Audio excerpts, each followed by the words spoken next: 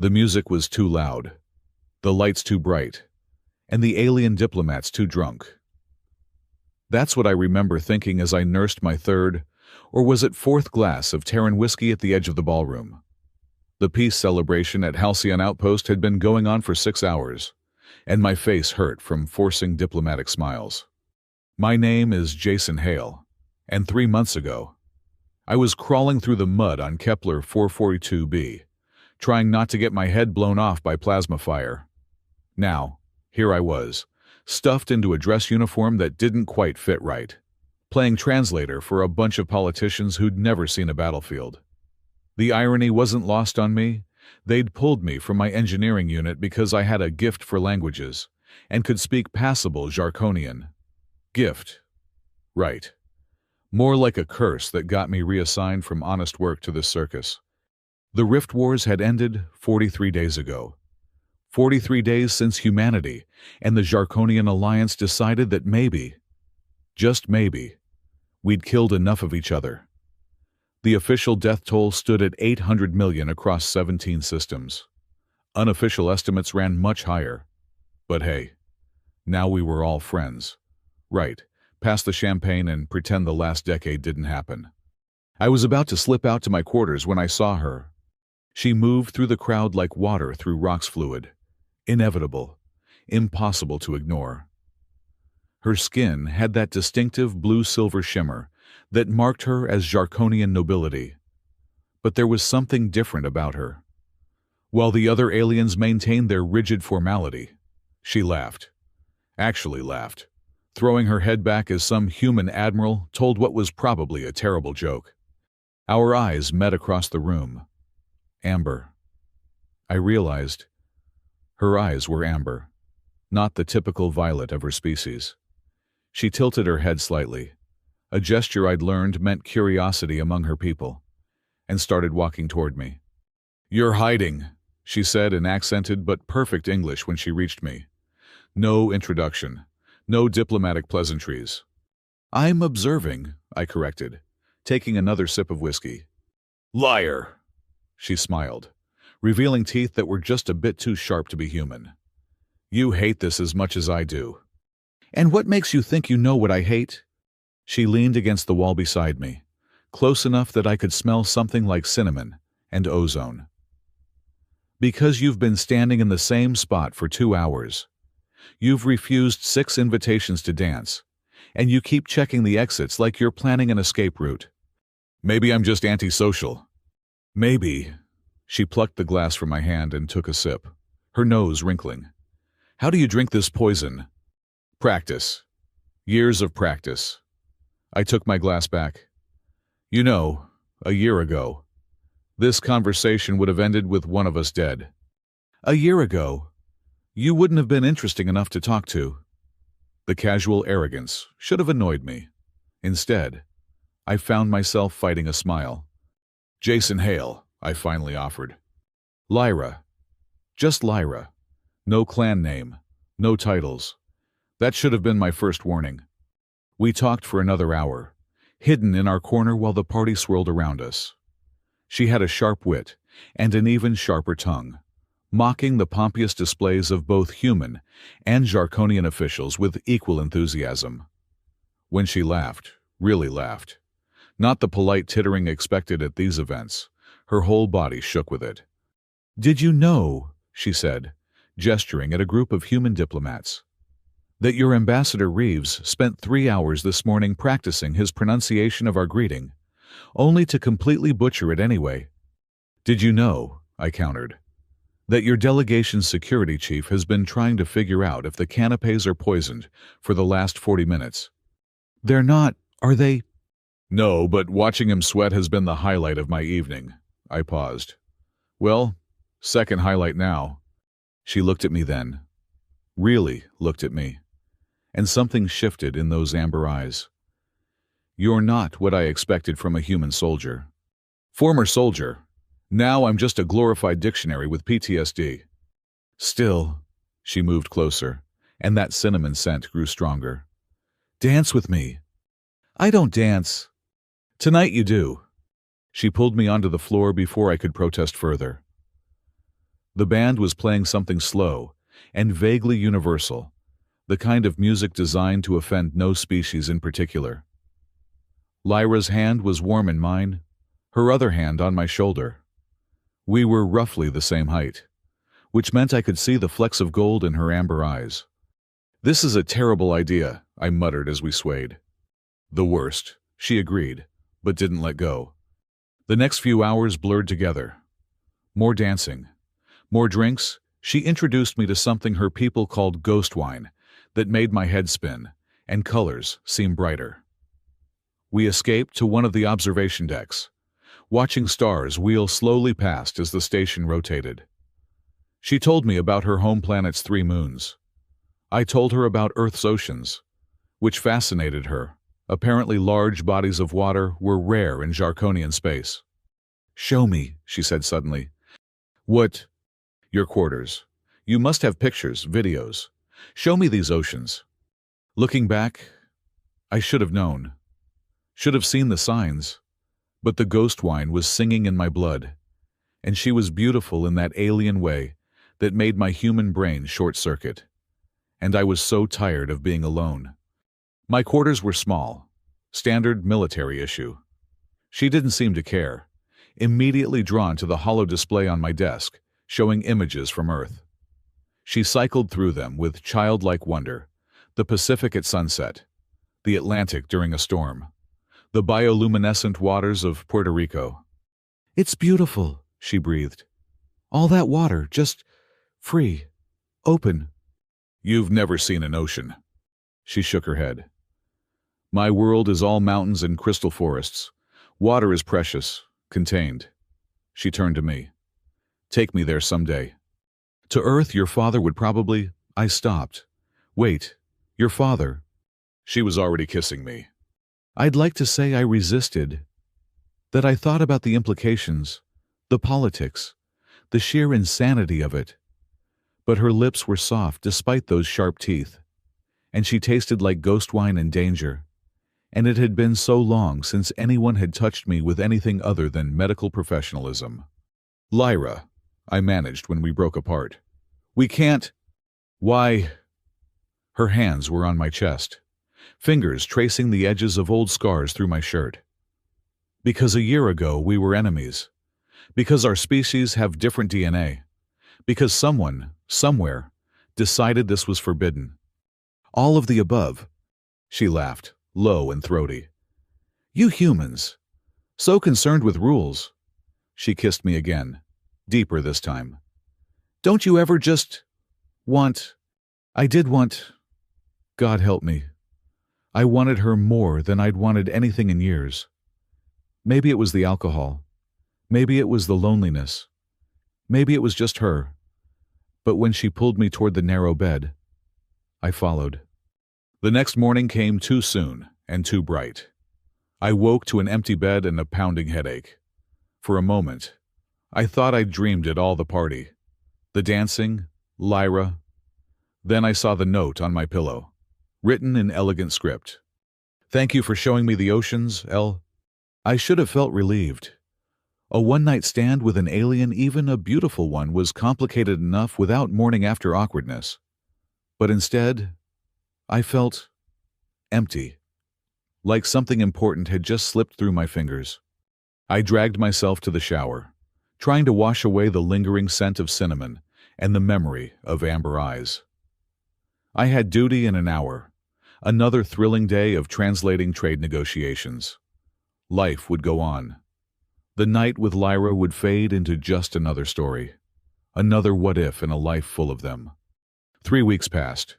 3 weeks of routine, of pretending that nothing had changed. I threw myself into work, volunteering for extra shifts, anything to keep busy. The nightmares that had plagued me since Kepler 442b seemed lighter somehow, though I refused to examine why. Then she walked into the conference room. I was in the middle of translating a particularly tedious discussion about mining rights when the doors slid open. Lyra stood there, but not the Lyra from that night. This Lyra wore formal Jarkonian robes, her hair pulled back in an elaborate style that screamed nobility. Behind her, stood two guards in ceremonial armor. The human delegation fell silent. Admiral Brooks, our chief negotiator, half rose from his chair. I wasn't aware we had additional participants scheduled for today. I need to speak with Translator Hale, Lyra said, her voice carrying none of the warmth I remembered. Privately, I'm in the middle of... Now. The tone brooked no argument. Brooks looked at me, eyebrows raised. I shrugged and stood, following Lyra out of the room. The guards stayed behind, taking positions at the door. She led me to a small observation room, waited for the door to seal, then activated a privacy field. The shimmer in the air meant no one could monitor us. My military instincts immediately went on alert. Lyra, what's... I'm pregnant. The words hit me like a plasma bolt to the chest. I stared at her, waiting for the punchline, for her to laugh and say it was a joke. But her amber eyes were deadly serious. That's impossible. Our species can't... Apparently we can... She pulled out a medical pad, showing me readouts I couldn't understand but recognized as biological scans. 3 weeks. The timing is... conclusive. I sank into a chair, my mind racing. How?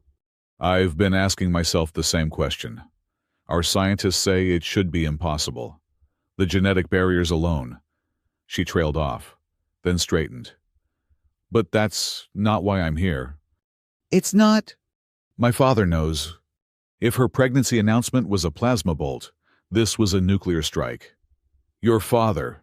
You mean Chief Jarkon, Supreme Commander of the Jarkonian Alliance, Keeper of the Seven Blades, Destroyer of the Third Fleet. She rattled off the titles like items on a grocery list. Yes, that father. I thought about all the ways I could die. Jarkon was legendary even among his own people, a warrior who'd personally led the assault on New Singapore, who destroyed an entire human battle group with tactical brilliance that was still studied in military academies. And I'd gotten his daughter pregnant. So I'm dead. Probably. She sat across from me, and for a moment, the mask slipped. She looked young, scared. He's coming here. Today. Today. His ship arrived an hour ago. He's demanding to see you. Demanding to kill me, you mean? Perhaps. She leaned forward. Jason, there's something else. Something I haven't told you. That night, I sought you out deliberately. What? Not for this. She gestured at her stomach. That was unexpected. But I knew who you were. The engineer from the 40th Division. The one who saved 300 Jarkonian prisoners when your own command ordered you to leave them behind. I remembered. Kepler 442b. The worst day of the war. Our position was being overrun, evacuation ordered. But there were prisoners in the lower levels, and the building was coming down. Command said to leave them acceptable losses. I couldn't do it. Spent 6 hours cutting through debris to get them out. Nearly died twice. Got a court-martial for my trouble, though it was quietly dropped later. How did you know about that? Because one of those prisoners was my cousin, Tarek. He told me about the human who defied orders to save enemies. She smiled sadly. I wanted to meet you, to thank you. The rest just happened. And now? Now, my father wants to meet the human who defiled his daughter. She stood. He's waiting in the embassy wing. We should go. Wait, I caught her arm. Do you want this the baby? I mean, there are options. No. Her voice was firm. Whatever else happens, this child will live. It's unprecedented. A bridge between our species that no one thought possible. She touched her still flat stomach. Maybe something good can come from all the death. We walked to the embassy wing in silence, her guards falling in behind us. My mind was spinning, trying to process everything. Pregnant. Jarkon's daughter. A baby that shouldn't exist. It felt like the universe's biggest joke, and I was the punchline. The embassy wing was more heavily guarded than I'd ever seen it.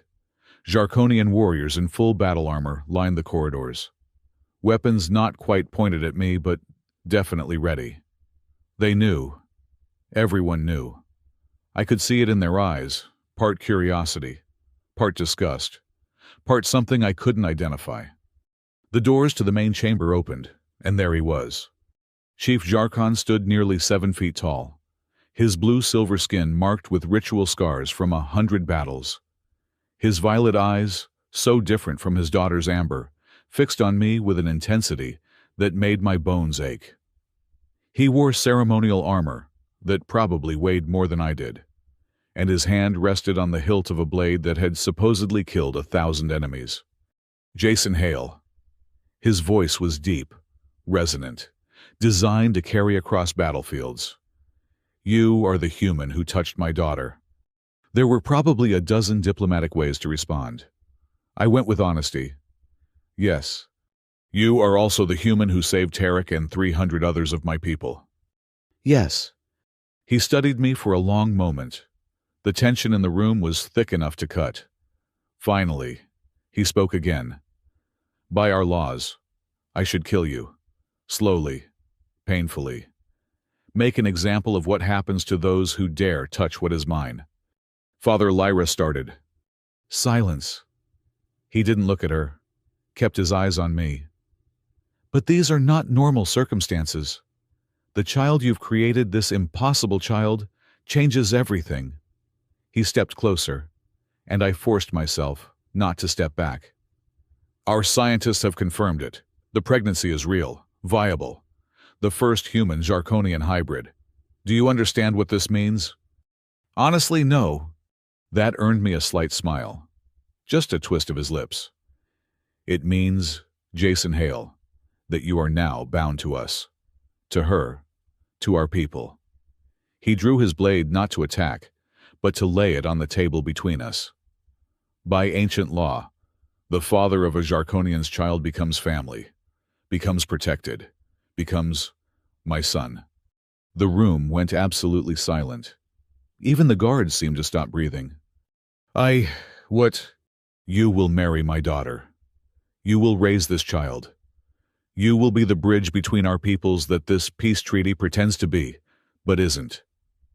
His violet eyes bored into mine. Or you can refuse, and I kill you now. Choose. I looked at Lyra. She was watching me, those amber eyes unreadable. 3 weeks ago, she'd been a beautiful stranger who showed me I could still feel something other than emptiness.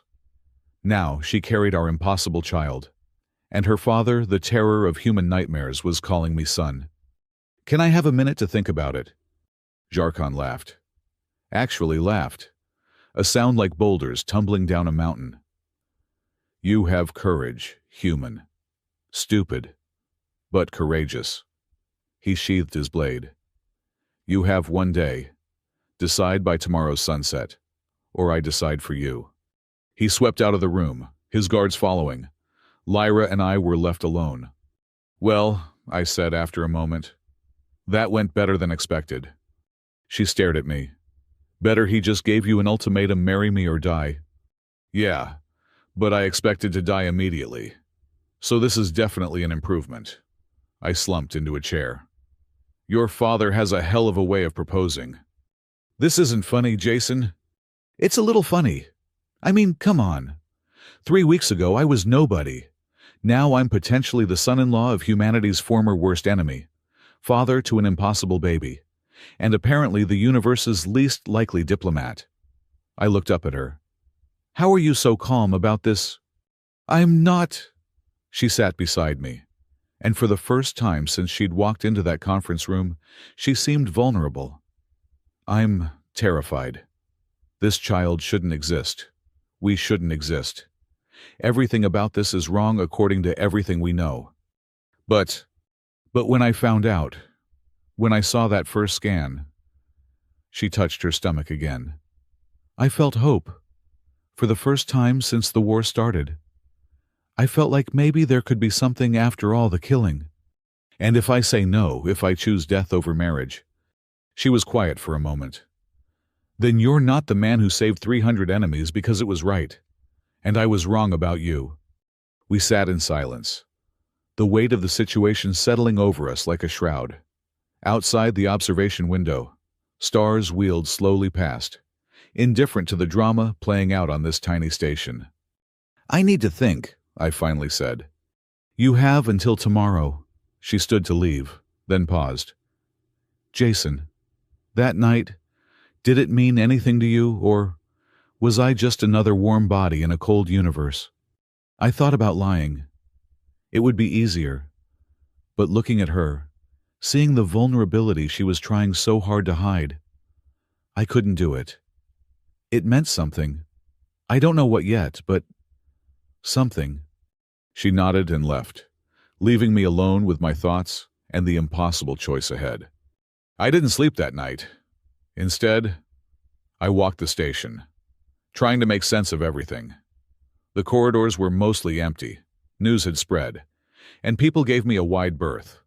The human who'd knocked up Jarkon's daughter. The walking diplomatic incident. The dead man walking. I found myself at the memorial wall, where they listed the names of everyone who died in the Rift Wars. 800 million names in tiny script, covering every inch of the massive structure. Somewhere on there were the names of my unit, the ones who didn't make it off Kepler 442b. Good people who died for reasons that seemed less clear with each passing day. Quite a view. I turned to find Admiral Brooks standing beside me. The older man looked tired, worn down by weeks of negotiations. Sir, heard you've got quite the decision to make. He clasped his hands behind his back. Marry the enemy's daughter or die. Hell of a thing. She's not the enemy anymore. Supposedly. No. Supposedly not. He was quiet for a moment. You know this could change everything. A human, Jarkonian child. Living proof that we're not so different after all. Or it could start the war all over again. Plenty of people on both sides won't be happy about this. True, he turned to me. What does your gut tell you? That I'm in way over my head. You were over your head when you disobeyed orders to save those prisoners. Worked out pretty well. I got court-martialed. You got 300 people out alive. Sometimes the right choice isn't the easy one. He patted my shoulder. Whatever you decide, hail. I'll back you. You've earned that much. He left me alone with the names of the dead and my impossible choice. The next morning came too fast. I stood outside the embassy wing, my dress uniform freshly pressed, trying to look like a man who hadn't spent the entire night staring at the ceiling. My reflection in the polished metal door showed someone I barely recognized. Hollow eyes, tight jaw, the look of a man about to jump off a cliff. You look terrible, Marcus said from behind me. My old squad mate had shown up at my quarters at dawn, uninvited, but not unwelcome. Like you're heading to your execution. Might be, I admitted. Depends on how this goes. Can't believe you knocked up Jarkon's daughter. He shook his head, but there was a hint of admiration in his voice.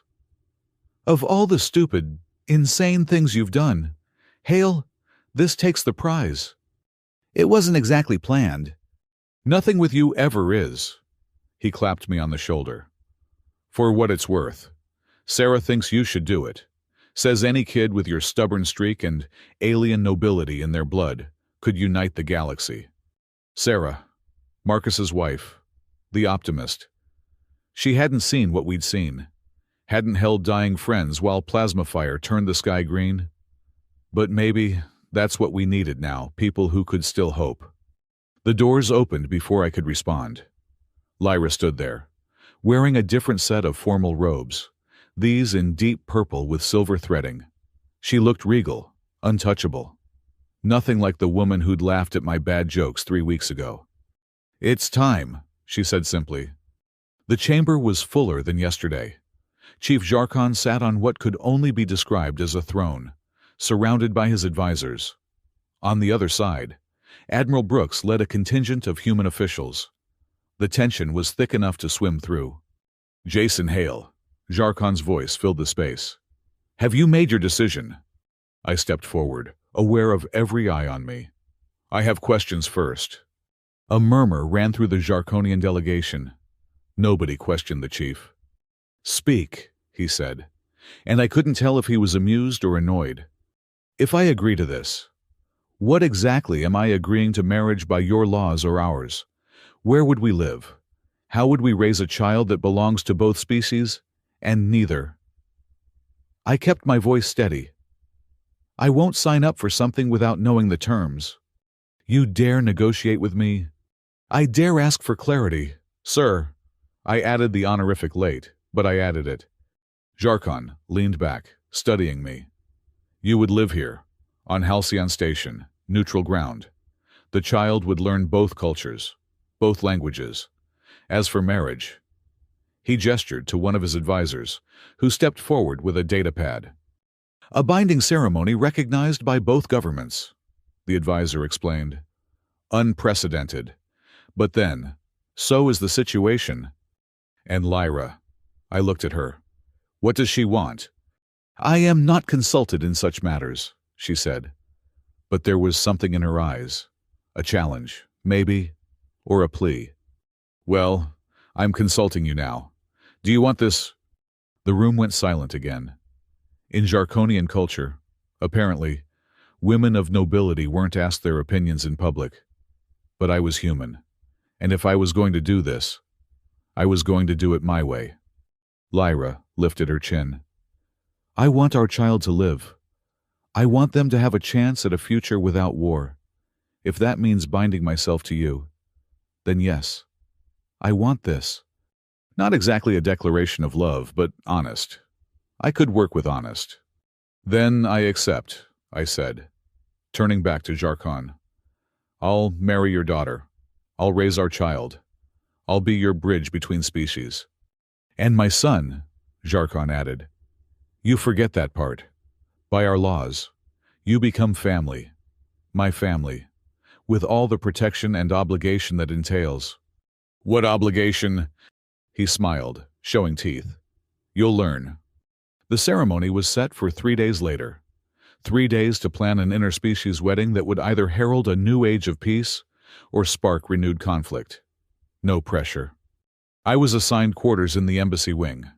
Larger than my previous room, but somehow more confining. Guards stood outside for my protection. They said, though from whom wasn't clear, Lyra visited that first evening, bringing a Jarkonian tailor who took my measurements while muttering about impossible human proportions. The ceremony will be broadcast across both human and Jarkonian space, she explained, while the tailor worked. Every detail will be scrutinized, analyzed, judged. Wonderful, because this wasn't stressful enough. She almost smiled. You could have chosen death. Starting to reconsider that option. This time, she did smile. Just a little. My father likes you. He has a funny way of showing it. He hasn't killed you. For him, that's practically affection. She dismissed the tailor with a wave. There's something else. The pregnancy is advancing quickly. How quickly? Our doctors estimate 5 months total gestation instead of the usual 9 for humans or 6 for us. She touched her stomach, where the slightest bump was now visible. Whatever this child is, they're eager to join us. Is that dangerous for you? She seemed surprised by the concern. Unknown. Everything about this is unknown. She moved to the window, looking out at the stars. My mother would have found this fascinating. Would have. She died in the war, the siege of New Constantinople. Her voice was carefully neutral. Your people's antimatter bombs are very thorough. I didn't know what to say to that.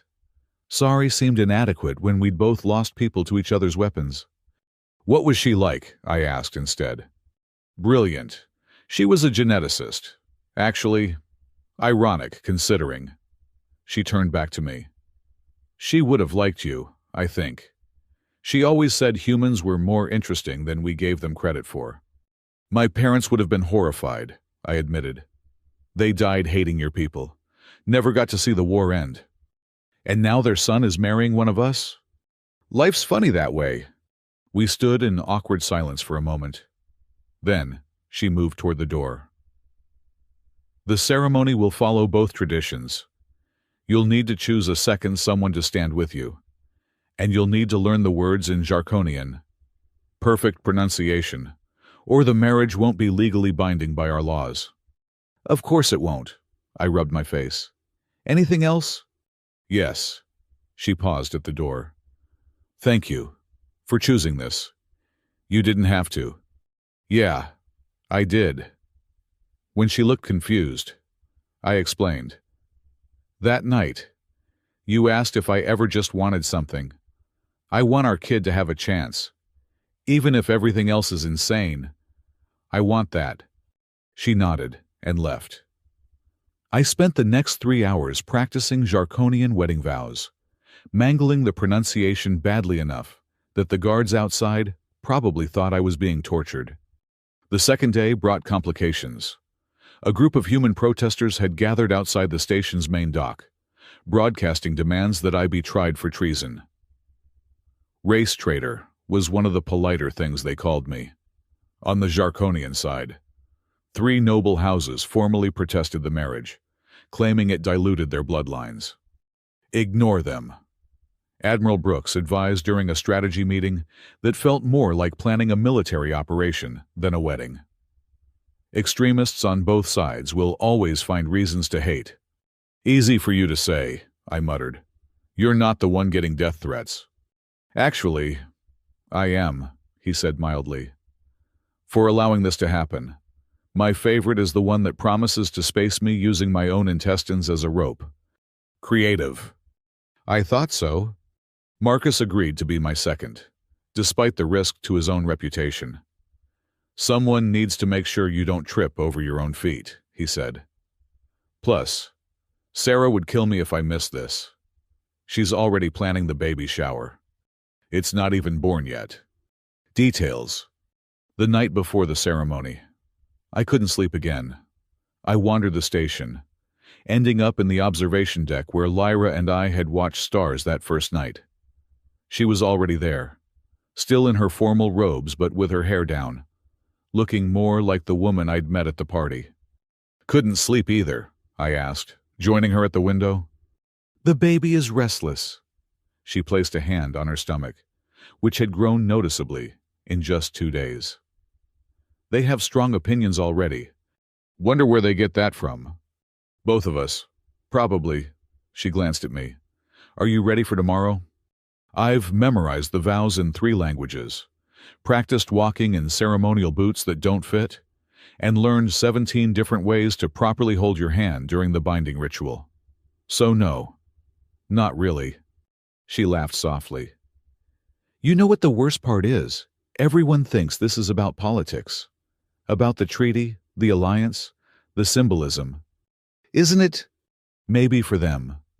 But for me, she trailed off, then started again. That night, I didn't plan for this to happen. The pregnancy, I did seek you out. Yes. But the rest, that was just us. Just 2 people who shouldn't exist in the same universe, let alone the same bed. Exactly. She turned to face me fully. Jason, I need you to know something. Whatever happens tomorrow, whatever comes after, that night was real. Not politics, not duty. Just real. I wanted to kiss her then. To hell with protocols and surveillance and the whole impossible situation. But before I could move, alarms started blaring. Security breach in Embassy Wing, the station's AI announced. All personnel to emergency stations. We ran. By the time we reached the embassy, security forces from both species had surrounded the area. Inside, we found chaos. 3 Jarkonian nobles lay dead, their distinctive blue blood pooling on the floor. In the center of the carnage stood a figure in human combat armor, weapon raised. Stop this madness, the figure shouted, voice distorted by the helmet's speaker. This abomination cannot be allowed. I recognized the stance, the way they held the rifle. Military trained. Definitely. But before I could say anything, Chief Jarkon himself entered, moving with surprising speed for someone his size. The attacker spun, firing, but Jarkon was already moving. The plasma bolt scorched his armor but didn't penetrate. What happened next took less than 3 seconds. Jarkon crossed the distance, grabbed the attacker's helmet, and twisted. The crack was audible even over the alarms. The figure dropped, helmet rolling away, to reveal a human face I didn't recognize. "Human extremist," someone said. "Look, he's got Pure Earth tattoos." Pure Earth, the most violent anti-alien faction. They'd been quiet since the peace treaty, but apparently not gone. "This is what your people offer." One of the surviving Jarkonian nobles snarled at Admiral Brooks. "Murder on the eve of unity." "This man doesn't represent humanity," Brooks said firmly. "He represents fear and hatred." "As do those who protest on our side," Jarkon said, surprising everyone. He nudged one of the dead nobles with his foot. "Lord Varek here was planning something similar. I'm sure. Weren't you, Varek?" He addressed the corpse conversationally. "Oh wait, you can't answer. Because you're dead. Killed by the very hatred you fostered." "Father," Lyra said quietly, "the ceremony." "Will proceed as planned." His voice brooked no argument. "We will not let extremists dictate our future. Clean this up," he ordered the guards. "And double security. If anyone else wants to die for their prejudice, we'll oblige them." As the bodies were removed, he approached me. "You understand now what you're signing up for. Human. There will be those on both sides who want you dead, who want your child dead, who would rather see our species burn than unite." "I understood that from the beginning, sir." "Did you?" He studied me. "And you still choose this?" "Someone has to be first, to prove it's possible." He gripped my shoulder, his hand heavy enough to hurt.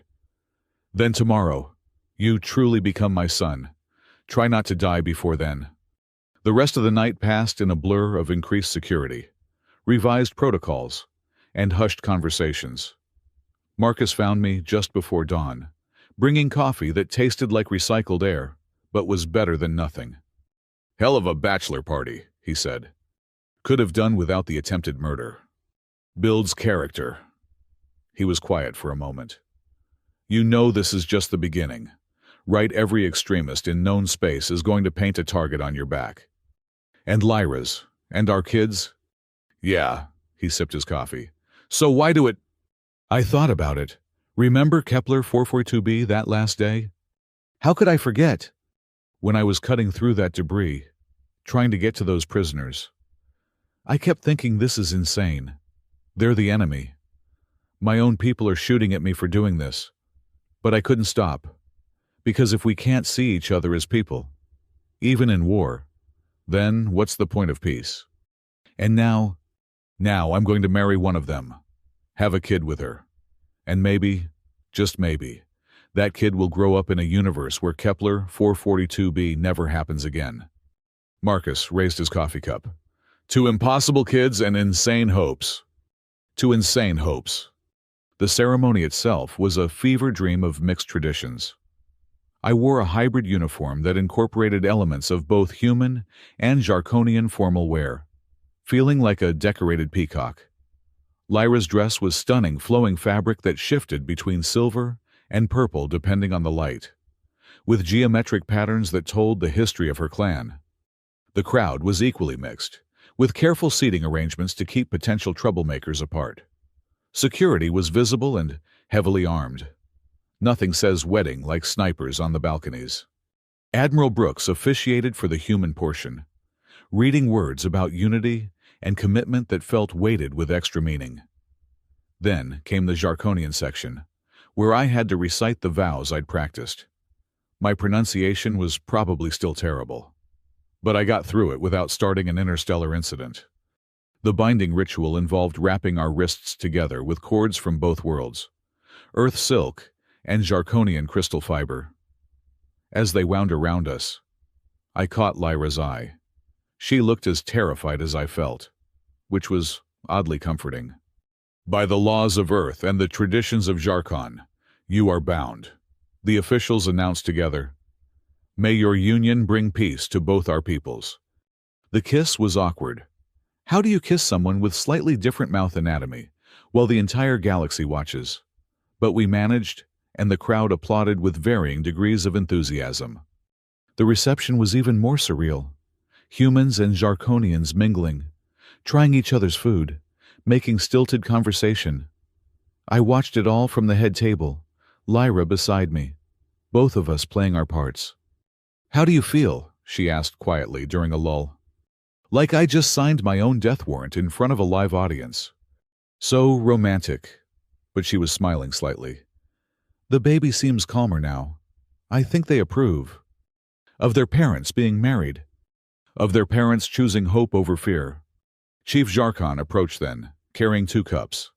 He handed one to each of us. "Ghost wine," he said, "to celebrate." "I probably shouldn't," Lyra said, gesturing to her stomach. "It's symbolic. A sip won't hurt." He raised his own cup.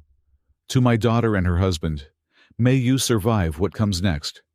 Not the most optimistic toast, but honest. We drank, the ghost wine burning familiar paths down my throat. "Walk with me," Jarkon commanded, not a request. We left Lyra with the other guests and stepped onto a balcony overlooking the station's main hub. Below, life continued, people of various species going about their business, unaware or uncaring of the drama above. "You think me a monster," he said without preamble. "I think you're a father trying to make the best of an impossible situation. Diplomatic, but not what you really think." I considered my words carefully. "I think you're a warrior who's tired of war, who sees an opportunity in this chaos, and who maybe, just maybe, actually cares about your daughter's happiness." He chuckled, that boulder tumbling sound. "You're more perceptive than most humans. Yes, I'm tired. We've lost too much, both sides. But this," he gestured back toward the reception, "this is fragile. One wrong move, one extremist with good aim, and we're back to killing each other. Then we don't make wrong moves." Easier said than done. There are already 3 more assassination attempts being planned. My intelligence suggests at least 1 from within my own ranks. "You're telling me this why?" "Because you're family now. And because you need to understand protecting Lyra and your child isn't just about love or duty. It's about preventing another war. Can you handle that responsibility?" I thought about all the friends I'd lost, all the worlds I'd seen burn. I've handled worse.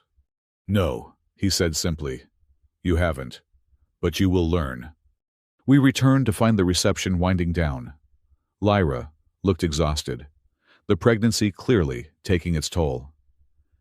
As we made our excuses and headed to our new shared quarters, she leaned on me slightly.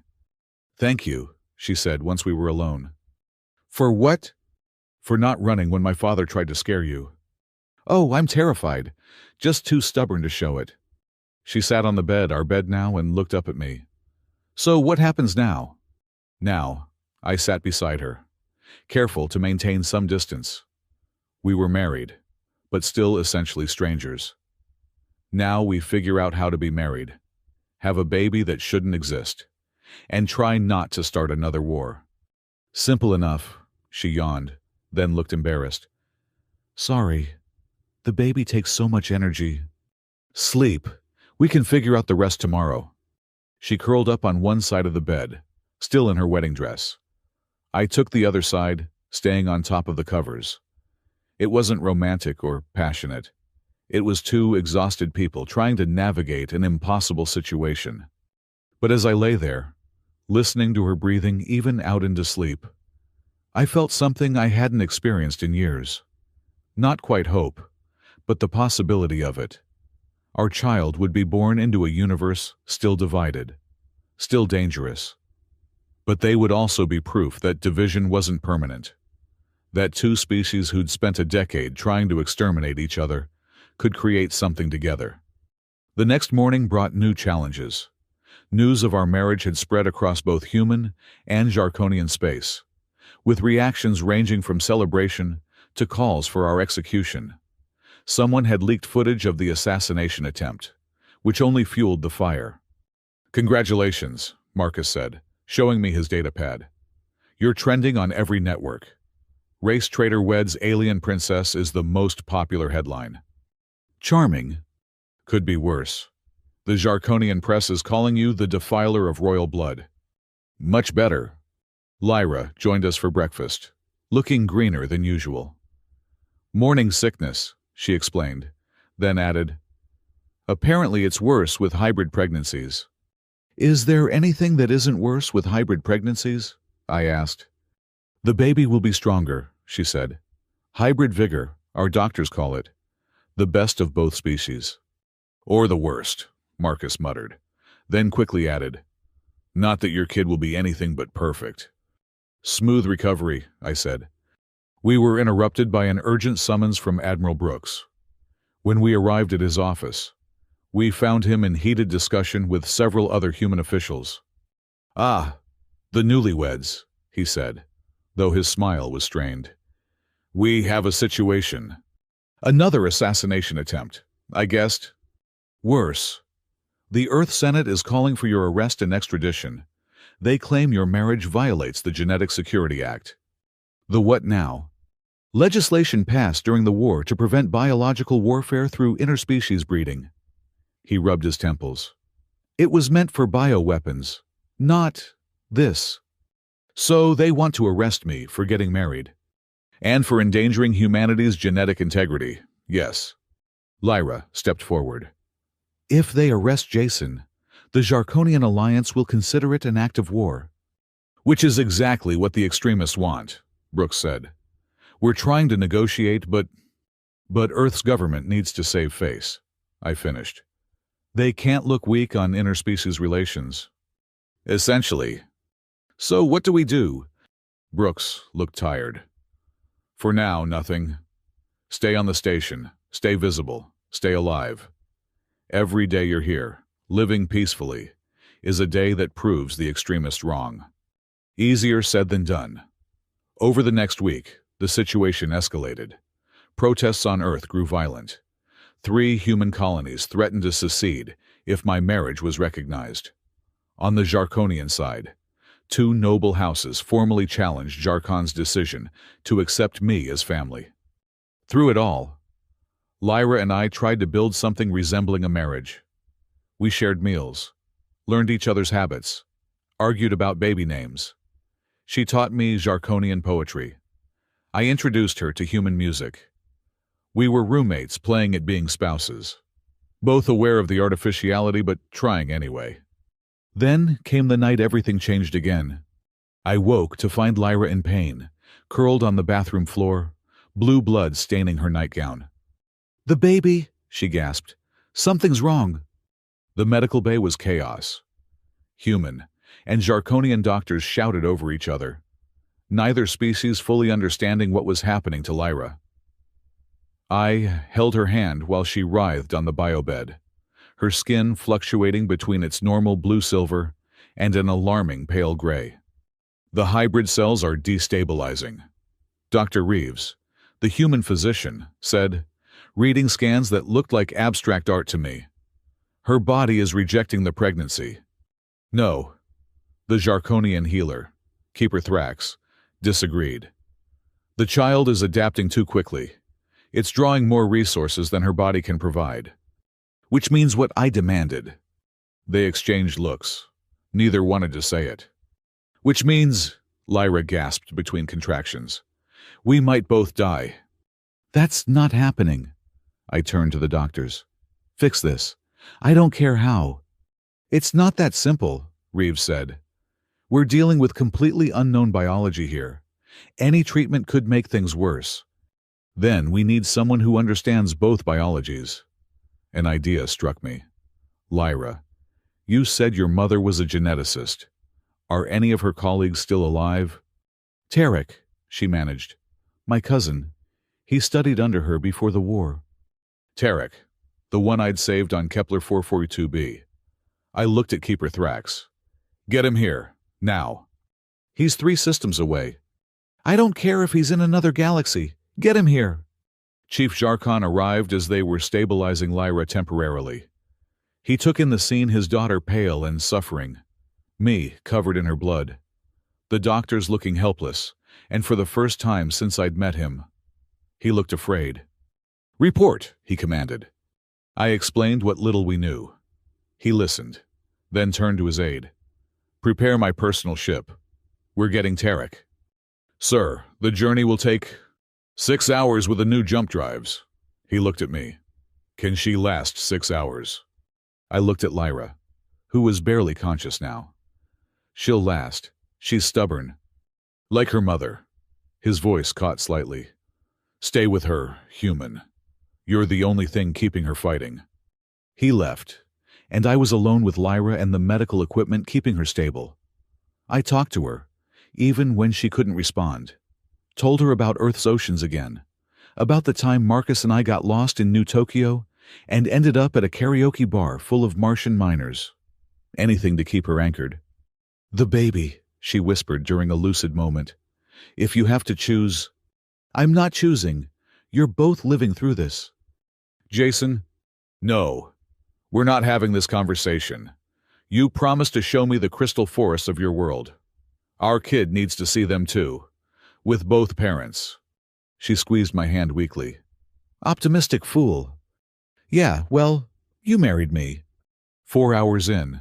Alarms started blaring again. But this time, it wasn't a medical emergency. Admiral Koran's fleet has entered the system. The station AI announced. All defensive personnel to stations. Admiral Koran? I knew that name. He'd been stripped of rank after ordering the bombing of a Jarkonian refugee convoy. But he'd disappeared before the trial. Now he was back with a fleet. Marcus burst into the medical bay.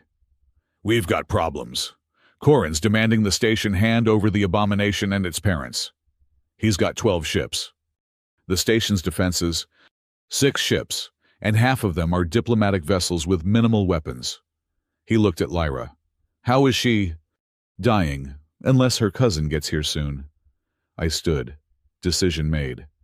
I need you to stay with her. Where are you going? To buy time. I made it to the command center as Koran's face appeared on the main screen. He looked older than his pictures, scarred by radiation exposure, eyes burning with fanatic fervor. Halcyon Station, he said. You harbor an abomination, a mixing of species that violates natural law. Surrender the pregnant alien and her human defiler, or we will take them by force. Admiral Brooks stepped forward. Admiral Koran, you've been stripped of rank and authority. You're committing an act of piracy. I'm committing an act of preservation, Koran countered.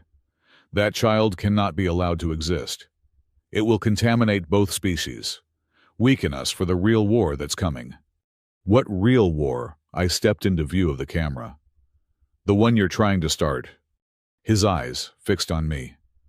Jason Hale, the race traitor himself. Do you have any idea what you've done? That thing growing inside the alien will be neither human nor Jarkonian. It will be an outsider to both, belonging nowhere, trusted by none. Sounds like you're describing yourself, Koran. His face contorted. You have 1 hour to surrender. After that, we take the station. The transmission cut. We can't fight 12 ships, someone said.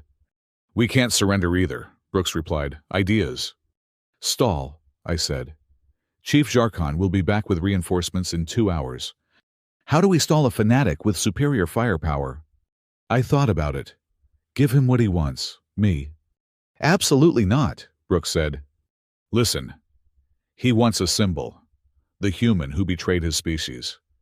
If I surrender myself, he might be satisfied long enough for help to arrive. He'll kill you. Probably, but it buys time for Lyra and the baby. Before anyone could stop me, I activated the comm system. Admiral Koran, this is Jason Hale. I'll surrender myself, but only if you guarantee safe passage for my wife. Silence. Then, You would sacrifice yourself for the alien. I would sacrifice myself for my family. More silence. One shuttle, you alone.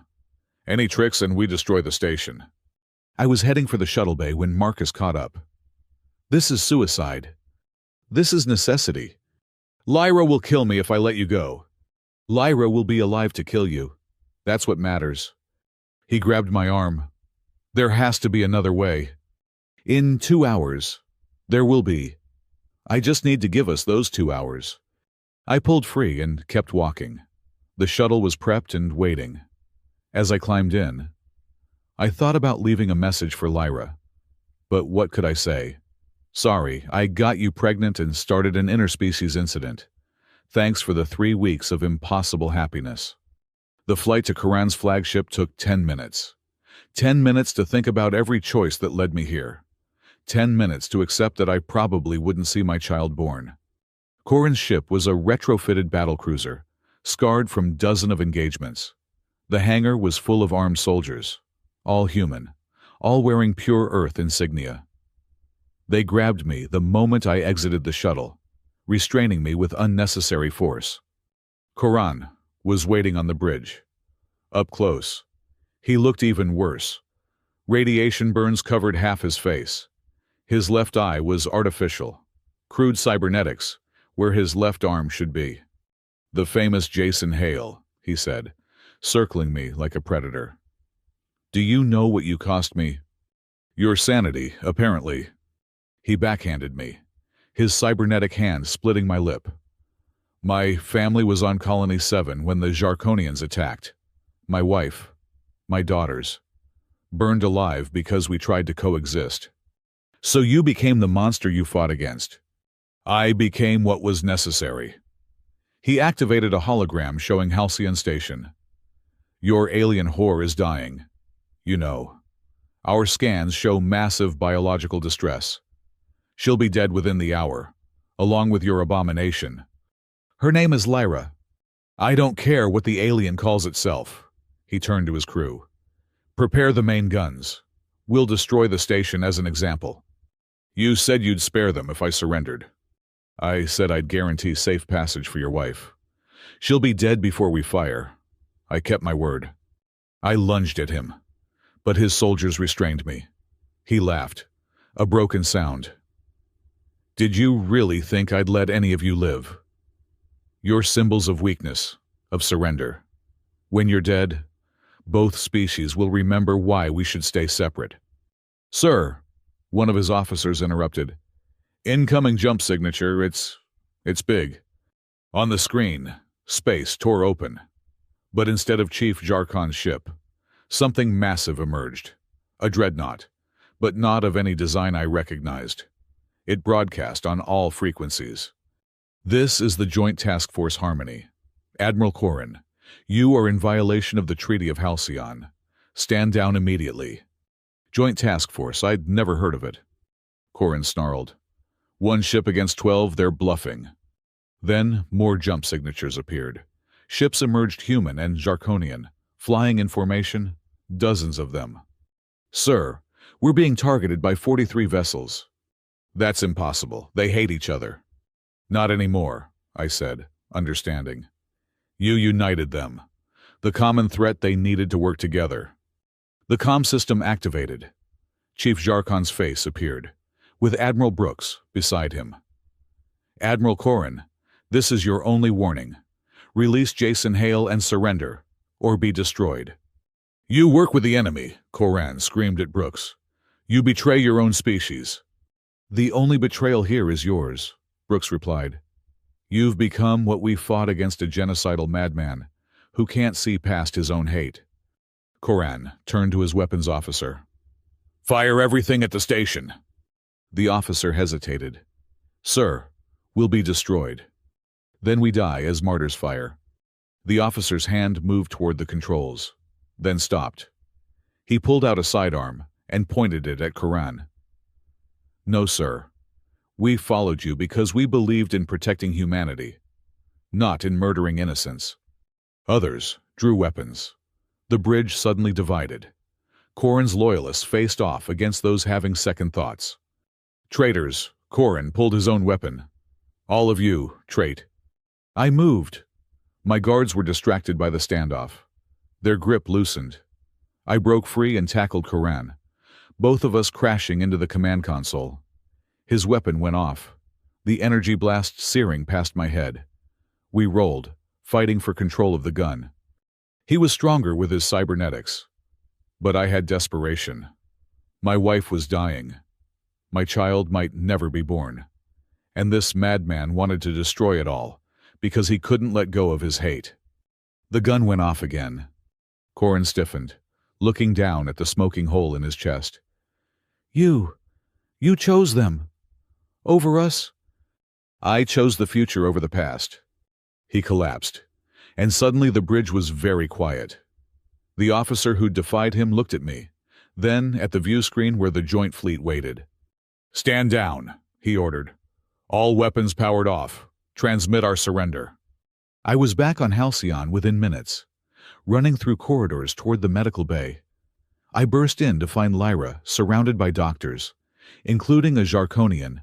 I recognized Tarek. He looked up as I entered. You, he said, the one who saved us. Can you save her? I'm trying. The hybrid cells are unlike anything I've seen. They're not just combining traits, they're creating something entirely new. He worked while talking, adjusting medications, studying scans. My aunt would have been fascinated. Fascinated later, save them now. For 3 hours, Tarek worked. He synthesized compounds that shouldn't exist, bridged biological systems that had never been bridged. Chief Jarkon stood on one side of Lyra's bed, me on the other, neither of us speaking. Then, suddenly, Lyra's vitals stabilized. Color returned to her skin.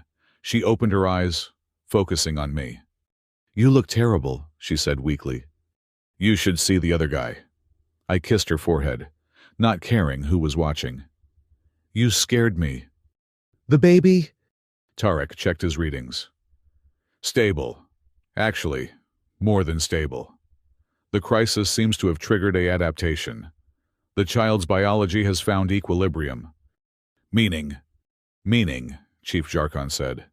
My grandchild is even more impossible than before, and stronger for it. Over the next days, news of Coran's attempted attack spread. The joint fleet that had responded became a symbol, former enemies working together to protect peace.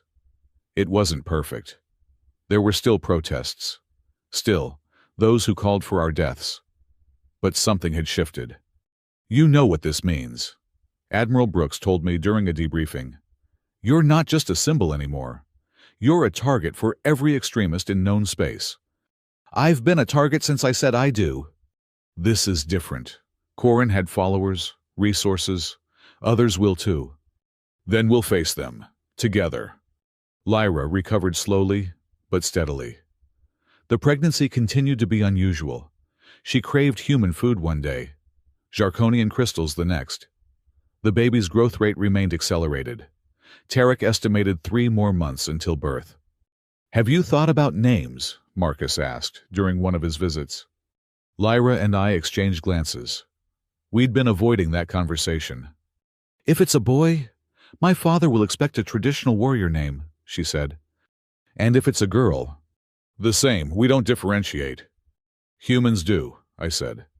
Though honestly, I'm terrible with names. I once had a pet fish I just called Fish. Inspiring, Lyra said dryly. We were interrupted by an urgent summons from Chief Jarkon. When we arrived at his chambers, we found him in conference with several figures I didn't recognize, both human and Jarkonian. The couple of the hour, he said. Meet the new Joint Security Council. They'll be responsible for your protection. We don't need, I started. Yes, you do. His tone brooked no argument. The attack by Corin was just the beginning. Intelligence suggests at least 6 other groups planning similar actions. One of the council members, a human woman with cybernetic eyes, stepped forward. Captain Vera Nash, formerly of Earth Intelligence.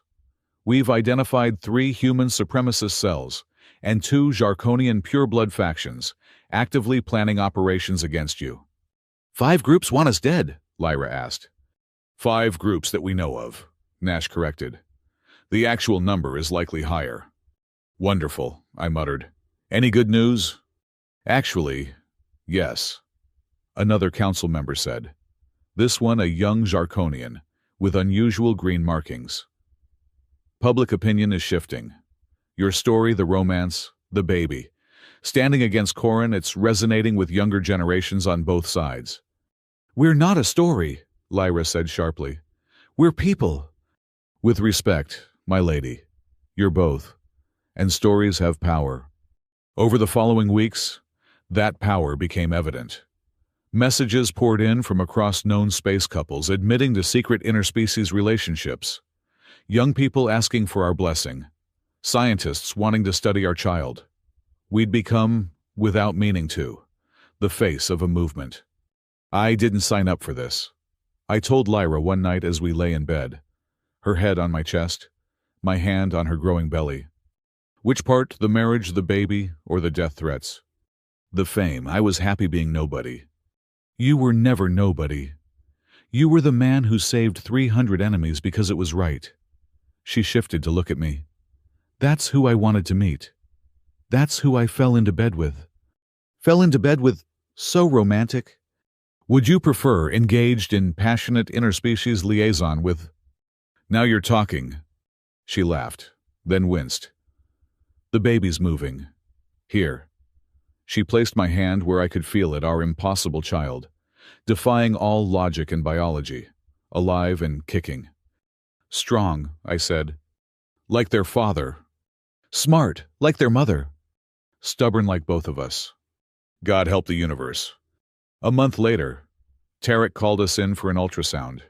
The technology was a hybrid, like everything else these days, adapted to work with the baby's unique biology. On the screen, we saw our child for the first time. It's a girl, Tarek announced. I stared at the image, tiny fingers, a face that was somehow both human and Zarkonian, perfect and impossible. A daughter, Lyra breathed. The first of her kind, Tarek added. She's completely unique. Her DNA is stable, but unlike anything in nature, she'll be stronger than either species, likely more intelligent, possibly longer-lived. And definitely more trouble, Chief Zarkon said from the doorway. None of us had heard him enter. He approached the screen, studying his granddaughter. She'll need to be strong. The universe won't be kind to her. We'll protect her, I said. You'll try, but eventually, she'll have to protect herself. He turned to us. Have you chosen a name? Lyra and I had been discussing it. Traditional names from either culture seemed wrong somehow. She was something new, needed something new. Aurora, Lyra said. For the dawn, a new beginning. Aurora, I repeated, testing it. Aurora Hale. Aurora Hale Zarkon, Chief Zarkon corrected. She carries both lines. That night, as we prepared for bed, Lyra grew serious. Jason, there's something I need to tell you about that night, our first night. I tensed. What about it? I knew. About the genetic compatibility. My mother's research had identified certain markers that might allow for hybridization. When I saw your medical records after you saved Tarek, I recognized them. So you sought me out to... what breed? No. She grabbed my hands. I sought you out to meet you, to thank you. Everything else. That was real. The attraction. The connection. I didn't plan for this. She touched her belly. But when it happened, I knew why. The markers. They're rare. 1 in 10 million humans have them.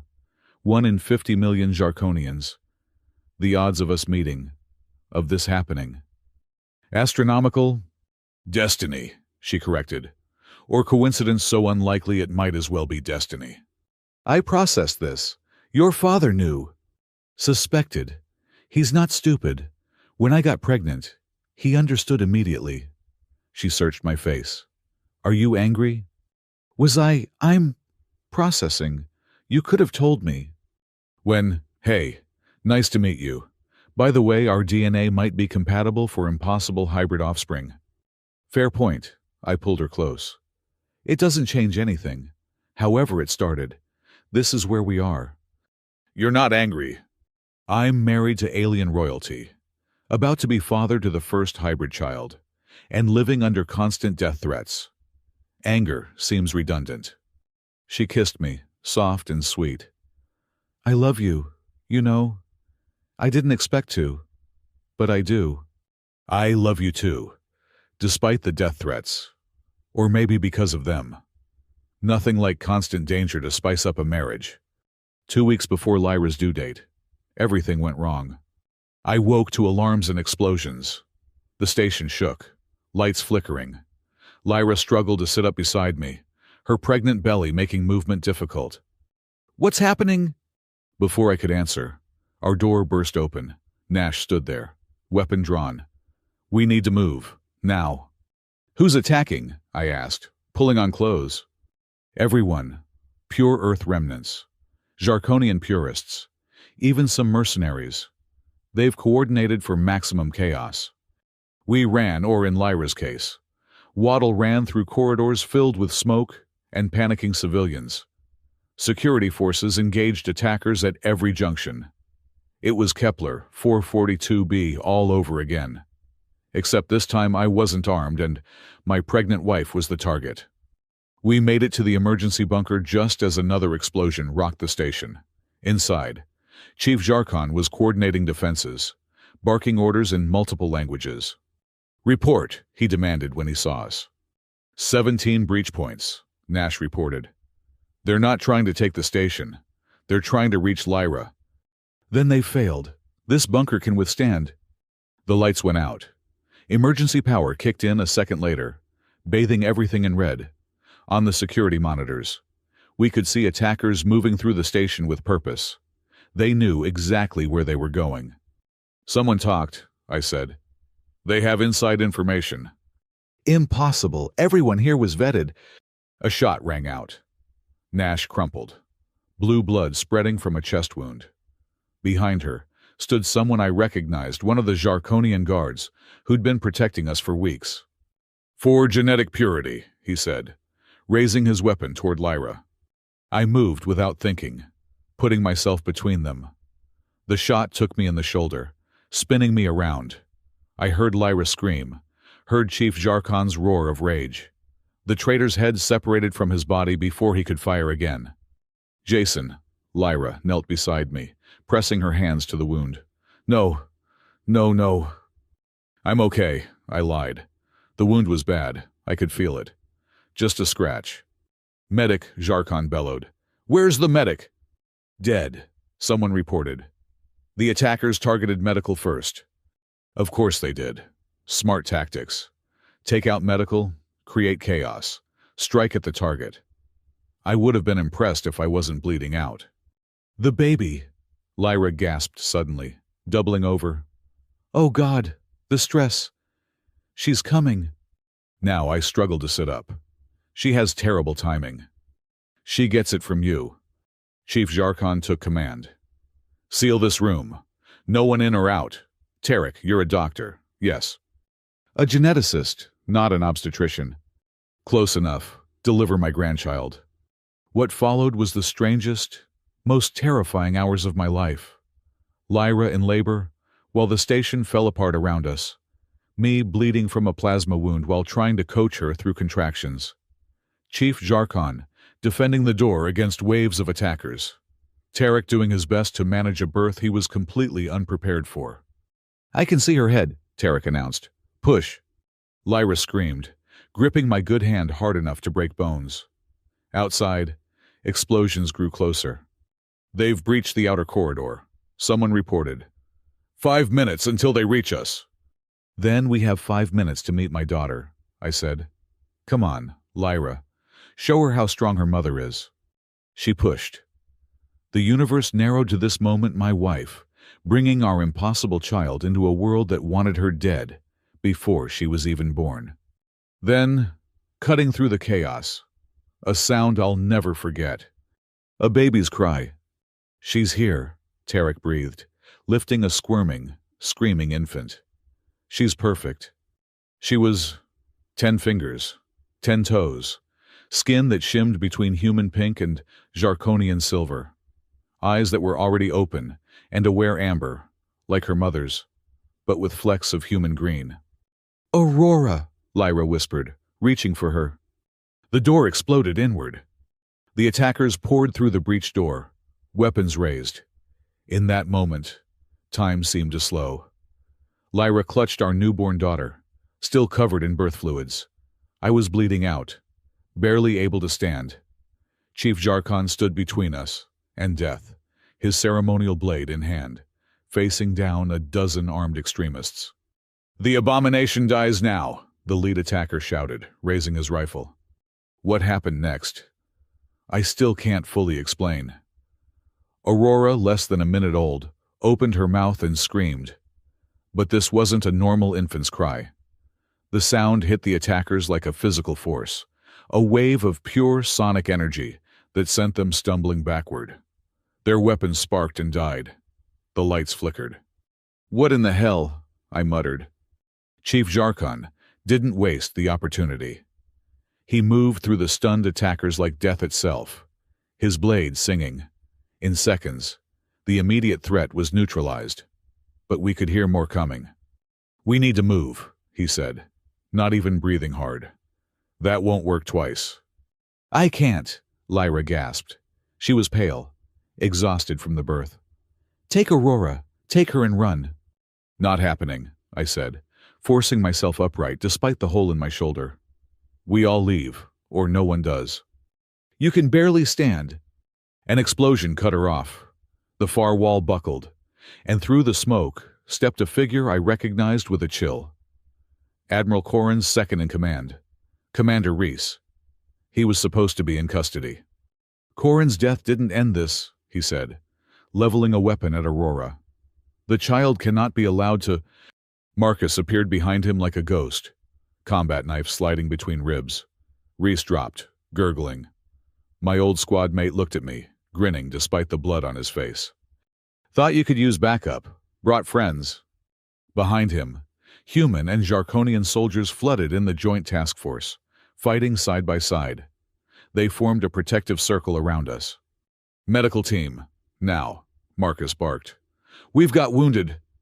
The station's medical bay is compromised, someone reported. Then we go to the ships. The Harmony has full medical facilities. They carried us out through corridors littered with the aftermath of battle. I held Lyra's hand while she held Aurora, our impossible daughter, who'd announced her arrival to the universe with a sonic scream that shouldn't exist.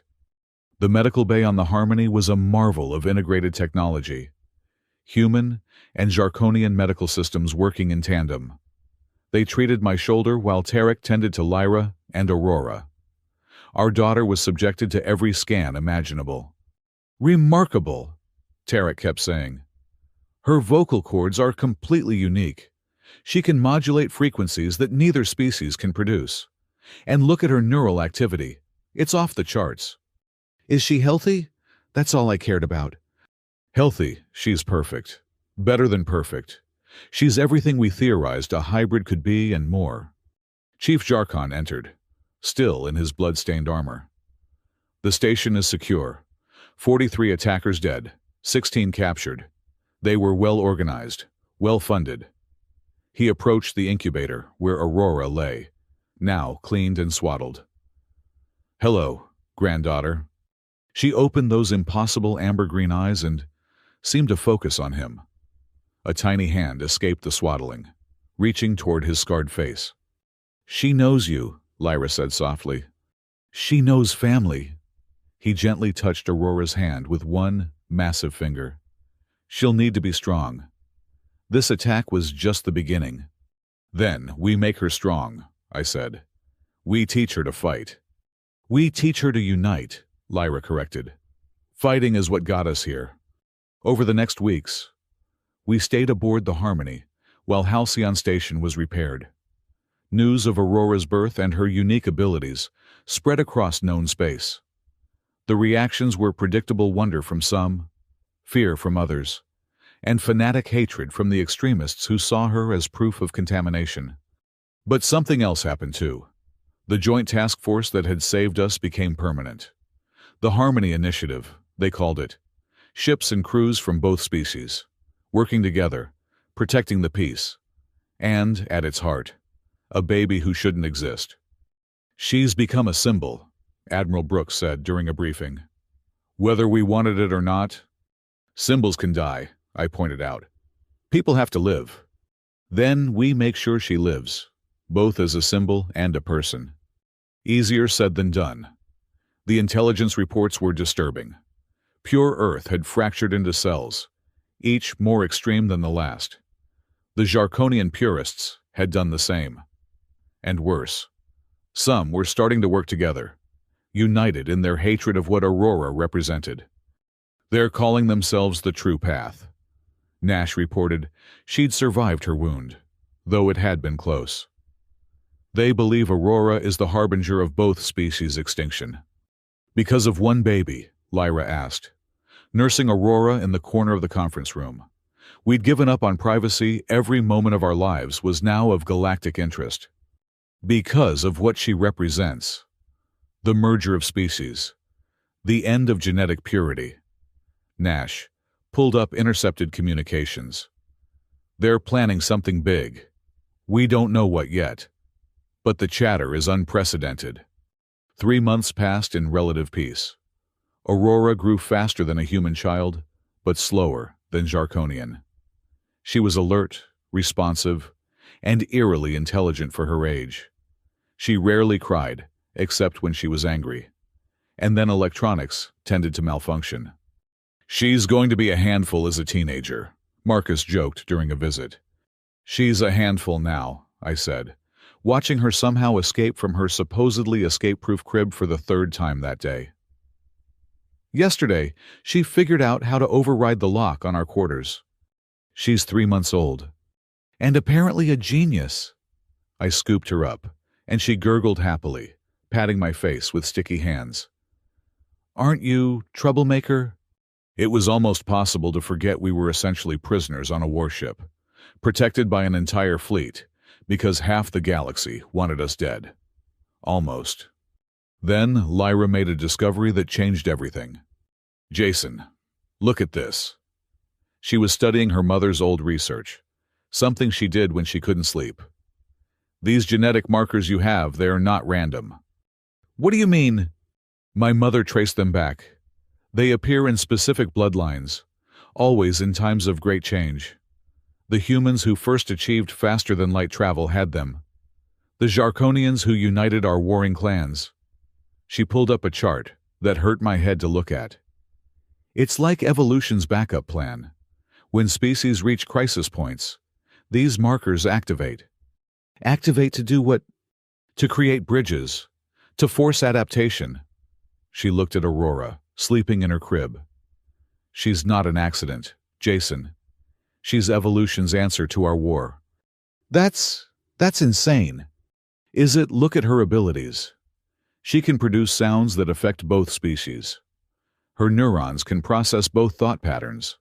She's literally built to unite us. Before I could respond, alarms started blaring. Not attack alarms, something else. "All hands, prepare for emergency jump," the captain announced. "Repeat, emergency jump in 30 seconds. We strapped in just as the ship lurched into hyperspace. The transition was rough, unplanned. Aurora woke crying her normal cry, thankfully.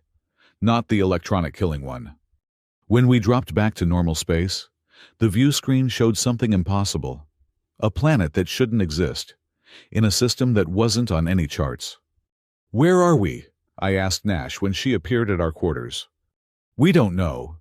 The navigation computer directed us here, overrode all manual control." She looked troubled. "It was Aurora." "What?" The moment she cried, the ship's AI responded. "It brought us here." Chief Zharkon called an emergency meeting. The conference room was packed with officers from both species, all looking confused and worried. "The planet," the science officer reported, "is artificial, completely constructed. Age unknown. It's broadcasting a signal on a frequency we've never seen, except it matches Aurora's unique vocal pattern.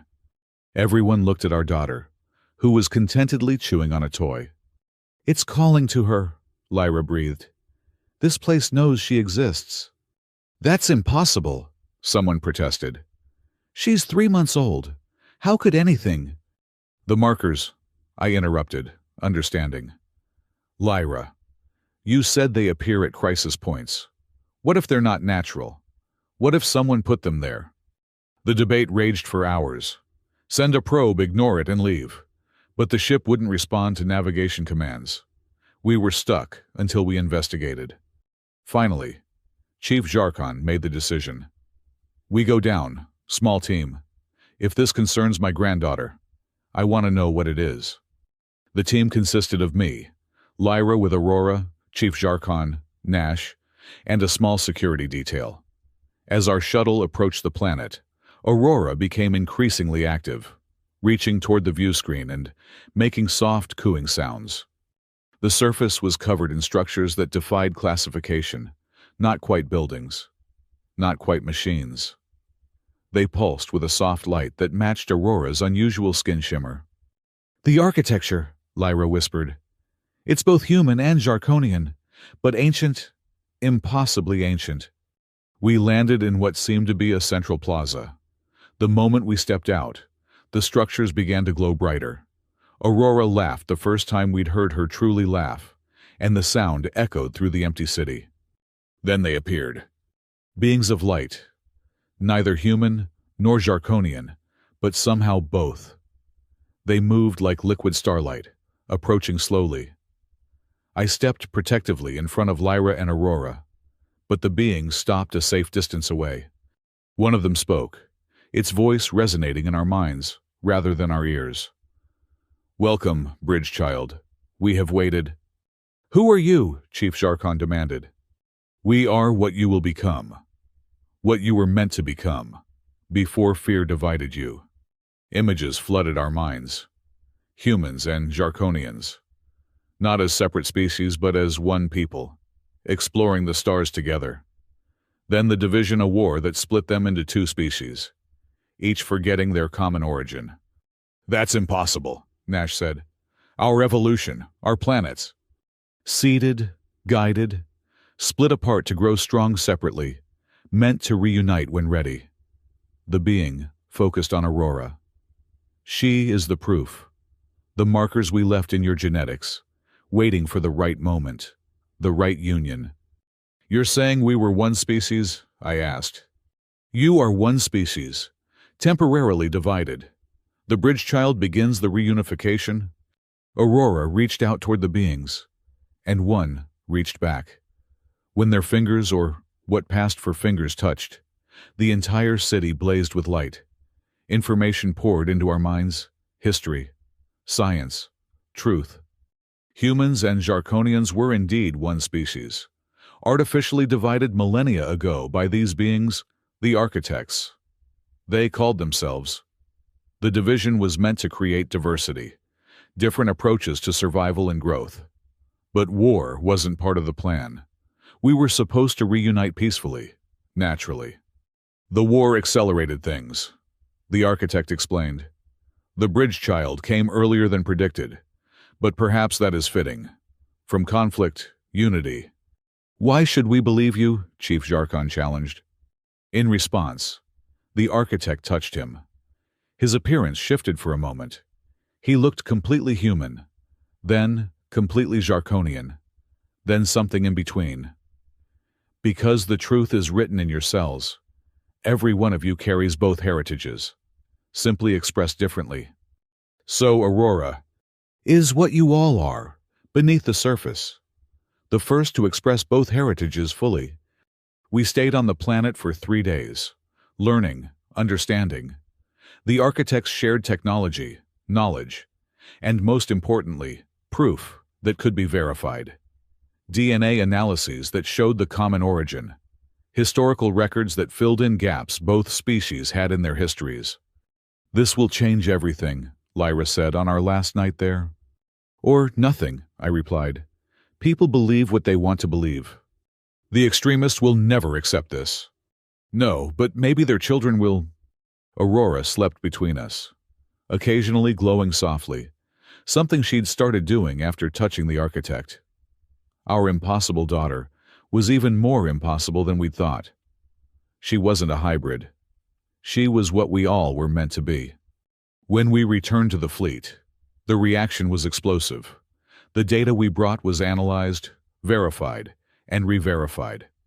Scientists from both species confirmed what the architects had shown us. We were one people, artificially divided.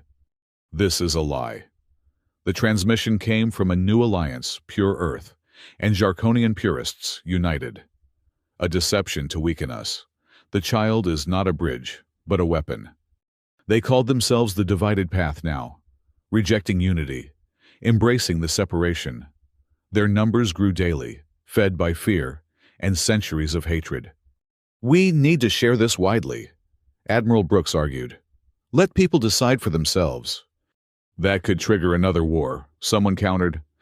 Or end the possibility of one forever, Lyra said. She stood, Aurora in her arms. We can't hide this. Our daughter exists. The truth exists. People deserve to know. The decision was made to gradually release the information, starting with scientific communities, then expanding. The response was mixed wonder, denial, anger, hope, riots on some worlds, celebrations on others. Through it all, Aurora grew. At 6 months, she spoke her first word peace in both languages simultaneously. At 8 months, she was walking.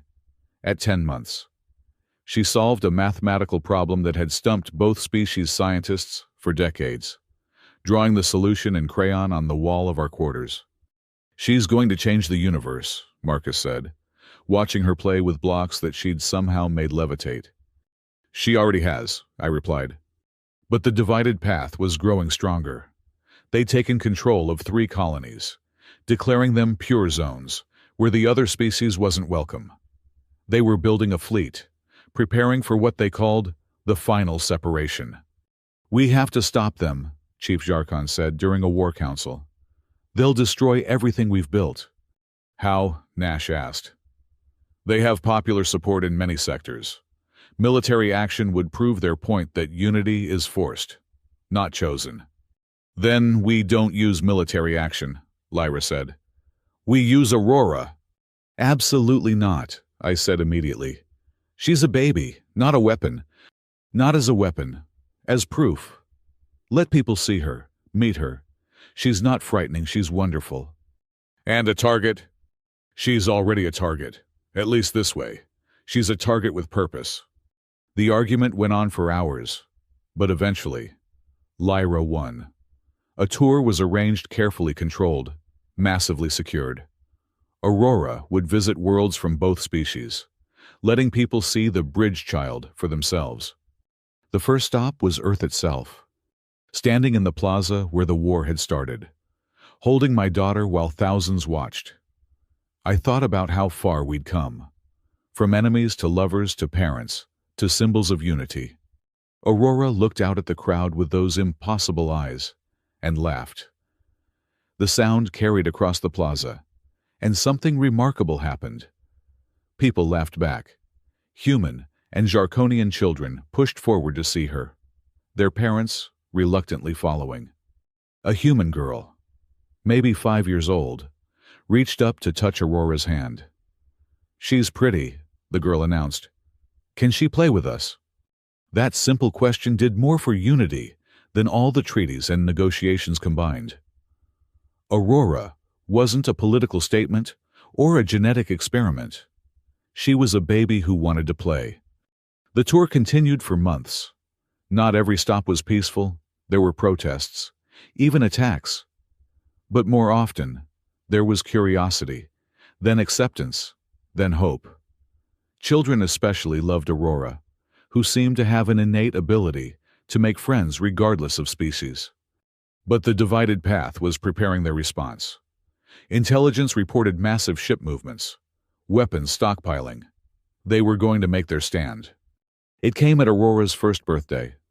We were on New Harmony, a colony that had fully embraced integration. The birthday celebration was meant to be a symbol, humans and Jarkonians celebrating together. The plaza was full of families, children playing, a massive cake that somehow incorporated both species' dietary requirements. Aurora, now walking confidently and babbling in a mixture of both languages, toddled through the crowd like she owned the place. She'd grown so much her hair was her mother's silver white. But with my stubborn cowlick, her features were delicate but strong. She was beautiful in a way that transcended species. "She's going to break hearts someday," Marcus joked, watching her charm a group of Jarkonian elders. "She's going to unite them first," Lyra replied. Then the sky darkened. Ships, dozens of them, descended through the atmosphere. The divided path had come. "All civilians to shelters," Chief Jarkon commanded, his warrior instincts immediately taking over. "Defense positions, now." But there was no time. The ships landed, disgorging troops human and Jarkonian, united in their hatred of unity. The irony would have been funny if it wasn't so deadly. "Surrender the abomination," their leader broadcast. "This ends today." I looked at my daughter, who was now in Lyra's arms, watching the chaos with those two intelligent eyes. She didn't cry. She didn't scream. She just watched, like she was waiting for something. "Take her and run," I told Lyra. "No, we stand together." Lyra, "No. Jason, no more running. No more hiding." She held Aurora tighter. "If they want our daughter, they go through both of us." Chief Jarkon stood with us, his blade drawn. Admiral Brooks appeared on my other side, weapon ready. Nash, Marcus, Tarek, everyone who'd become family over this impossible year formed a circle around us. "You would all die for one child?" the enemy leader asked, approaching. "We would all die for the future," Brooks replied. The battle was about to begin when Aurora spoke. Not baby babble, but clear words in both languages simultaneously. "Stop fighting!" The words carried that same sonic force as her first cry, but controlled, directed. Weapons failed, ships powered down. Everyone, friend and foe, stood frozen. Aurora wiggled out of Lyra's arms and walked, toddled, really, toward the enemy leader. I tried to follow, but found I couldn't move. None of us could. She reached the leader, a scarred human man with eyes full of hate, and raised her arms in the universal child gesture for up. "No," he said, but his voice shook. Aurora tilted her head, studying him. Then she spoke again, her voice somehow older, deeper. "You fear change, but we are already changed. We have always been one." She touched his hand. What happened next was like what had happened with the architects, but more intense. The man's appearance flickered human, Jarkonian, something in between. But more than that, his memories changed. He saw the truth not told to him, but remembered, as if his cells themselves were recalling their origin. He dropped to his knees, tears streaming down his face. "What have we done?" Aurora patted his head gently, like she was comforting a sad pet. "You forgot, but now you remember." One by one, she touched the other attackers. Each one experienced the same revelation, the same cellular memory. By the time she was done, the army that had come to kill her was kneeling, weeping, understanding. "How?" Lyra whispered when we could move again. Aurora looked at us with those impossible eyes and smiled. "The architects left gifts.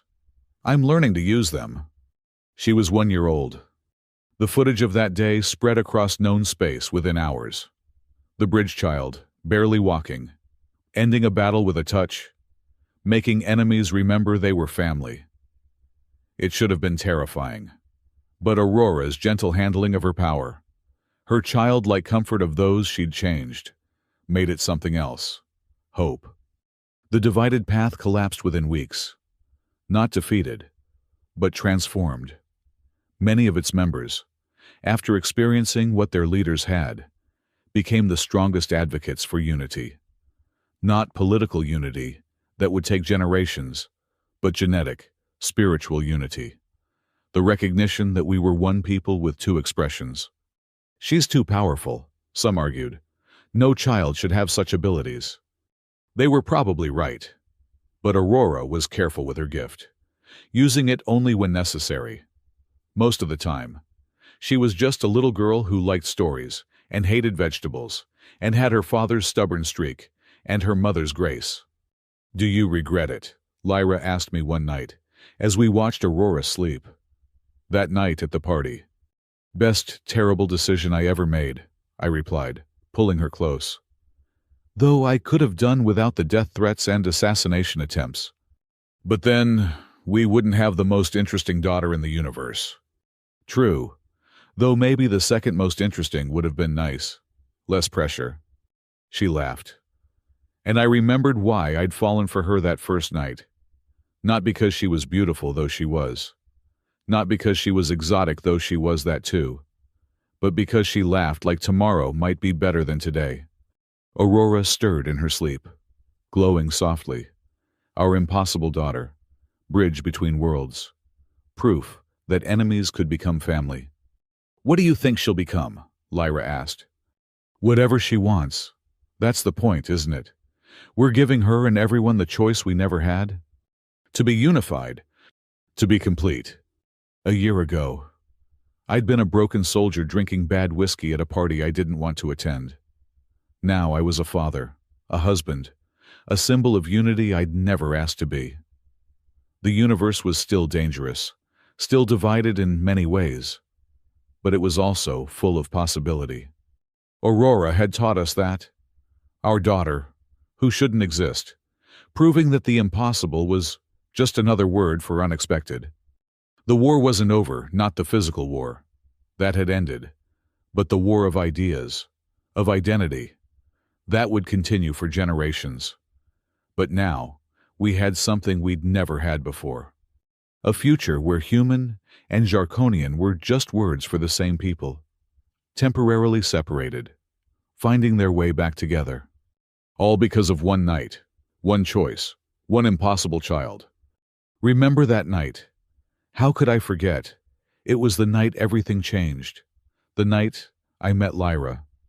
The night Aurora became possible. The night the future began. 5 years had passed since Aurora's first birthday miracle. 5 years of watching our daughter grow into something beyond what any of us could have imagined. She was 6 now, though her intelligence suggested someone much older. Her appearance had stabilized into something uniquely beautiful: silver hair with human highlights, skin that shifted between pink and blue-silver depending on her mood, and those impossible amber-green eyes that seemed to see through everything. We'd moved to Earth, of all places. After years of living on stations and ships, Lyra had wanted Aurora to experience a real planet, and I wanted to show them both the oceans I'd promised. We had a house on the Pacific coast, heavily secured, but otherwise normal. Well, as normal as life could be for the universe's most famous family. "Dad, why do some people still hate us?" Aurora asked one morning, looking up from her tablet where she'd been reading news reports. 6 years old, and she read at a university level. I set down my coffee, trying to find the right words. "Fear, mostly. People fear what they don't understand." "But I'm not scary." She looked genuinely puzzled. "Am I?" "No, sweetheart. You're not scary. You're wonderful. But you represent change, and change frightens people." She considered this, then went back to her tablet. A moment later, I fixed their environmental regulation proposal. It had 17 inefficiencies. "You hacked into the World Council's database. They really need better security." She showed me her corrections. They were brilliant. Lyra came downstairs, still in her nightgown, her pregnancy showing. Our second child, another impossible miracle, though this one planned. The doctor said this baby would be like Aurora, maybe even more integrated. "Your daughter is hacking governments again," I told her. Before breakfast, Aurora, we talked about this. But they were doing it wrong, Aurora protested. If they implement my changes, carbon emissions drop by 32% in 5 years. That's not the point, Lyra started, then stopped. Wait, 32%. 32.7, actually. We shared a look. Our daughter, the 6-year-old revolutionary. The doorbell rang, an actual doorbell. Something that still amused Lyra. I checked the security feed and smiled. It's Marcus and Sarah. Aurora was at the door before I could get there, throwing it open. Uncle Marcus, did you bring the chocolate? Would I forget my favorite niece? He produced a bar of genuine Swiss chocolate, Earth's finest. I'm your only niece, Aurora pointed out, but took the chocolate anyway. Sarah hugged me, her own pregnancy even more advanced than Lyra's. How's the mother-to-be? Craving Jarkonian crystal fruit and earth pickles. Sometimes together, I said. I heard that, Lyra called from the kitchen. We sat in the living room, watching Aurora show Marcus her latest project. She was building a translator that could convert thoughts directly into any language. It was impossible, of course. But then, so was she. Any word from your father? Sarah asked Lyra. He's arriving tomorrow for Aurora's birthday. He's bringing half the Jarkonian fleet as security. Subtle, Marcus said. He's worried. There was another threat yesterday. I hadn't known about that one. Lyra caught my look. I was going to tell you. It wasn't credible. They're never credible until they are, I said. Aurora looked up from her project. Grandfather says worry is just fear pretending to be useful. Your grandfather also once fought off 30 assassins with a dinner fork, I replied. His definition of worry is different from ours. 33 assassins, Aurora corrected. He told me the story, twice. The next day, Chief Jarkon arrived with considerably less than half a fleet, only 3 ships, which for him was practically traveling alone. He looked older, the years of politics wearing on him more than decades of war ever had. Grandfather, Aurora, launched herself at him, and the feared warrior caught her with a gentleness that still surprised me. Little Bridge, he said, using his pet name for her. You've grown. 2.3 inches, she informed him. Mom's growing too, but sideways. Aurora, Lyra protested. It's true the baby makes you wider. That's just biology. Jarkon laughed, that rumbling sound that used to terrify me. How is my next grandchild? Active, Lyra said, rubbing her belly. Very active. The doctors think he'll be even more integrated than Aurora. I asked. We'd chosen not to know the gender. Lyra smiled. Surprise! A boy? I sat down heavily. We're having a boy. You're having another Bridge, Jarkon corrected. Gender is irrelevant. What matters is what he'll become. That night, we had a small celebration for Aurora's birthday. Just family and close friends, the people who'd been with us from the beginning. Admiral Brooks, now retired but still sharp. Nash, head of the new integrated security force. Tarek, who'd become Aurora's default pediatrician and was the only doctor she actually listened to. 6 years, Brooks said, raising his glass. 6 years since the impossible became possible. 7 years since that night, Lyra added, looking at me with those amber eyes that still made my heart skip. The night that changed everything, I agreed. Aurora, who'd been quietly observing, suddenly stood. I want to make a toast, too. We all smiled indulgently. She was 6, after all. To the future, she said, with a seriousness beyond her years. To the world where my brother won't be special because he's hybrid, but just because he's himself. To the time when human and Jarkonian are just old words in history books. To the unity that's coming, whether people are ready or not. The room was silent. Then Jarkon raised his glass higher. To the future. We all echoed it. But I saw the worry in some eyes. Aurora's intelligence, her abilities, her understanding of the world, it was accelerating. She was leaving childhood behind too fast. Later, after everyone had gone to bed, I found Aurora on the roof, looking at the stars. It was something she did when she was thinking hard about something. Couldn't sleep, I asked, sitting beside her. Dad, do you ever wonder why the architects chose now? What do you mean? They could have revealed themselves any time, could have prevented the war, but they waited until I was born. She turned those impossible eyes on me. Why? I don't know, sweetheart. I do. She looked back at the stars. They're testing us, seeing if we can reunite on our own, with just a little help. I'm not the bridge, I'm just the proof that a bridge is possible. That's a lot of weight for 6-year-old shoulders. Good thing I'm not really 6, then. What?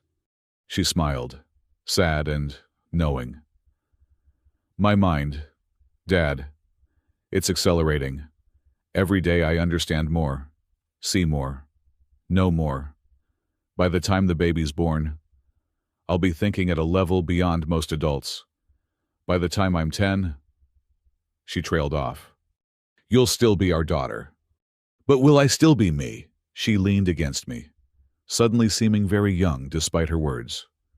Sometimes, I feel like I'm disappearing into something bigger. I held her close, my heart breaking a little. You're Aurora Hale Jarkon. You like chocolate and hate vegetables. You sing in the shower when you think no one's listening. You still sleep with that stuffed earth bear Marcus gave you. You're you, no matter how smart you get. Promise. Promise. The next morning brought chaos. Not an attack, something worse. The news feeds were full of it. A new faction had emerged, not opposing unity, but demanding acceleration. They called themselves the Evolved, and they wanted everyone to undergo the same genetic awakening Aurora could trigger. Mandatory evolution, Nash explained during an emergency meeting. They want to force the change on everyone. That's not how it works, Aurora said. She'd insisted on attending, and honestly, she understood the situation better than most of us. The awakening has to be accepted, not forced. Forcing it could cause psychological breakdown. They don't believe that. They think you're being selfish with your gift. It's not a gift, Aurora said quietly. It's a responsibility. The Evolved grew rapidly. Unlike the divided path, they weren't violent at first. They held rallies, protests, demanding Aurora share her ability. They painted her as either a savior, withholding salvation, or a tool of governments trying to control evolution. We need to leave, I said one night after finding surveillance equipment in our garden. It's not safe here anymore. Where would we go? Lyra asked. Aurora's known everywhere. The architect planet, Aurora suggested. They invited us to return. That's not a life, Lyra said. You deserve normal. Aurora laughed, but it wasn't a happy sound. Mom, I'm never going to be normal. The decision was taken from us 2 weeks later. The Evolved tried to kidnap Aurora. Not to hurt her, to force her to evolve their members. The security systems held, barely. But the message was clear. We're moving to the Harmony Station, Jarkon announced. He'd extended his stay after the attempt. It's the most secure location in known space. It's a military installation, I protested. It's a home to thousands of integrated families now, Brooks corrected. He'd come as soon as he heard about the attempt. Aurora would have peers there, other hybrid children. There are others, Aurora perked up. 12 so far, though none with your particular gifts. But yes, others like you. The move happened quickly. Within a week, we were aboard the Harmony Station, now expanded into a small city in space. Our quarters were large, comfortable, with a view of Earth on one side and Jarkon Prime on the other. Aurora was enrolled in the station school, a place where human and Jarkonian children learned together. For the first time, she was just another kid special. Yes, but not unique. I made a friend, she announced after her first day. Her name's Kaya. She's mostly human, but her grandmother was Jarkonian. She doesn't glow or anything, but she understands me. It was the happiest I'd seen her in months. Lyra's pregnancy progressed, and with it came new revelations. The baby was indeed more integrated than Aurora. The scans showed neural pathways that didn't exist in either species. "He's evolving in the womb," Tarek explained, "adapting to both genetic heritages simultaneously." "Is it dangerous?" Lyra asked. "Unknown. Everything about your children is unknown." 3 months before the due date, Aurora had another dream. She'd been having them more frequently visions, really, though we called them dreams to make them less frightening. "The architects are coming," she announced at breakfast. "What? I nearly choked on my coffee." "They're coming, all of them. The reunification is entering its next phase." "Aurora, sweetheart, maybe it was just—" "Dad." She looked at me with those impossible eyes. "They're coming. We need to be ready." She was right, of course. 3 days later, every monitoring station in known space detected the same thing, a massive fleet of architect ships, appearing as if from nowhere, surrounding both Earth and Zarkon Prime. Panic was immediate and universal. The mysterious beings who'd claimed to be our creators were here in force. Were they invading, judging, destroying?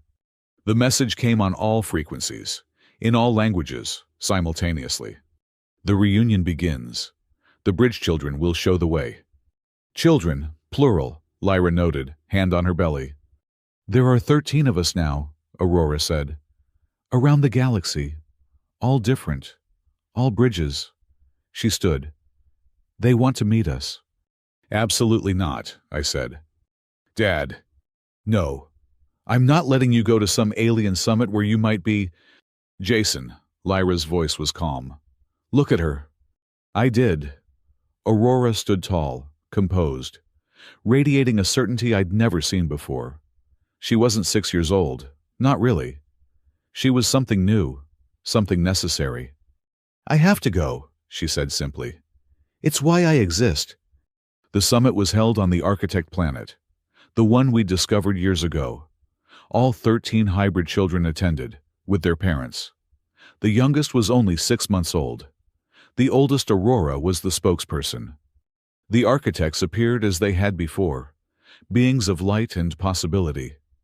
But this time, they showed us their true forms, not so different from us. Actually, bipedal, symmetrical, but with features that were both human and Zarkonian, and something else entirely. "You are ready," they said, addressing the children. "The division ends now." "Not everyone agrees," Aurora pointed out. "Many still resist unity. They resist because they fear loss of identity. Show them they lose nothing but limitation."